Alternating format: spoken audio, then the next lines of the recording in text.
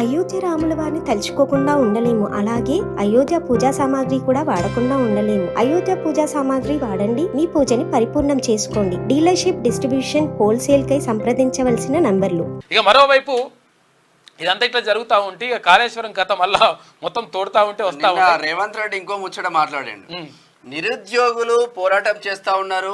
వాళ్ళు 10 సంవత్సరాల కాలం పోయింది, నష్టపోయిన త్వరితగతిగా మేము ఉద్యోగాలు ఇవ్వాలనుకుంటున్నాం. కానీ బిల్లా రంగాలు నిజంగానే నిరుద్యోగుల పట్ల మీకు చిత్తశుద్ధి ఉంటే ఆర్ట్స్ కాలేజ్ ముందు ఆమరణ నిరాహార దీక్ష ఎందుకు చేయట్లేదు అంటున్నాడు. ఆమరణ నిరాహార దీక్ష చేస్తే ఆర్ట్స్ కాలేజ్ కాడికి ఇంతవరకు రాలేదు వాళ్ళు. ఒక విషయం ఏంటంటే ఎప్పుడు కూడా ఈ 10 సంవత్సరాల అధికారంలో ఉన్న కాలంలో ఎప్పుడు కూడా ఈ ఆర్ట్స్ కాలేజ్కి వచ్చే ప్రయత్నము కేసీఆర్ చేయలేదు. తర్వాత ఈ మంత్రులు కూడా అట్లా అటువంటి పరిస్థితి లేదు. కారణం ఏంటి అంటే వాళ్ళు చేసినటువంటి కథ అట్లున్నది. కాబట్టి నేను ఏమంటున్నానంటే ఆమరణ నిరాధ్యక్ష అని చేసి చచ్చిపోయినా సరే అంటున్నాయన, మేము మిమ్మల్ని ఏం ఆపము, మిమ్మల్ని హాస్పిటల్ కూడా తీసుకోమని అంటున్నాడు. పోలీసుల ప్రహారా కూడా పెడతాము అని ప్రహారా పెట్టేసి చెప్పిస్తాం అంటుండు.